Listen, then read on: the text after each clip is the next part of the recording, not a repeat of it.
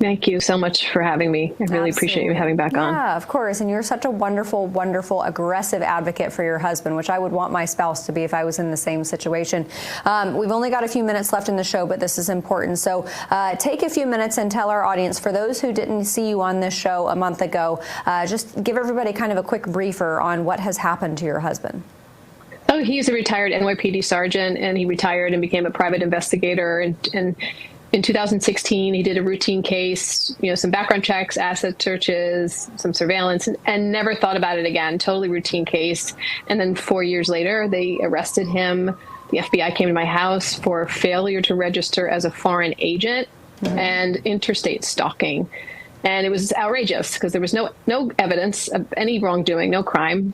So, of course, we felt, let's go to trial and he'll win. But what we saw happen was insane, and he was found guilty of interstate stalking and failure to register for FARA and given 18 months in federal prison. And the judge said she wasn't giving him that time because of the crime, because he kind of said he didn't do a crime, but that he had no remorse for the victims, which the victims couldn't even identify him in court and had no idea who he was. So I'm not sure how that worked, but he had to report. Yesterday, I just got back from Michigan. They sent him 600 miles away from my family. And Amanda, I can't even wrap my brain around it. It's so outrageous that they're putting a man who's committed no crime and had evidence, overwhelming evidence of his innocence, that we couldn't present at trial. They suppressed evidence. They lied to the jury. FBI agents lied on search warrants, on criminal complaints. And I'm speechless as to that my husband is 600 miles away in a federal prison now. And remind me again, the CCP connection. How does that tie into all this? So the alleged victims, he was actually a former Wuhan official who was here in this country and illegally. My husband was hired. He was hired just to find assets of a man that had apparently stolen money from China. That's all he knew. His client had millions of dollars stolen from his family business. And my husband was hired by a New York company to find his houses, like a day in the life kind of thing. And sure enough, he found millions of dollars of real estate transactions. And then he just kind of moved on with his life, a typical case.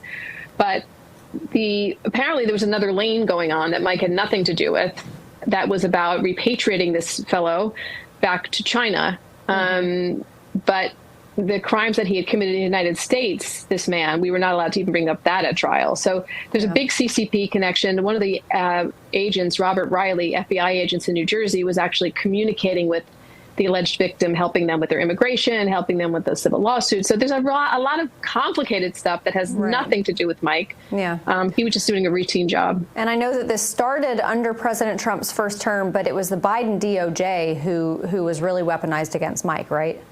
Correct, because under Trump's first term, as we know, Christopher Wray and Comey, I mean, they were spying on Kash Patel, Carter Page. I mean, they were off the rails. So the fact that my husband was victim of that is no surprise. But the fact is, it's all coming out now of what was really going on in the spying. And we're a victim of that as well. I mean, it's so similar to Donald Trump's case of just making things up to make it a case out of nothing. Well, and one of the biggest successes of President Trump's first term was the First Step Act. And under that provision, I mean, there was a great amount of sympathy that was shown by President Trump and the people who were supporting this reform, because they laid out a limit of how far someone can be imprisoned away from their family. And this violates that, doesn't it?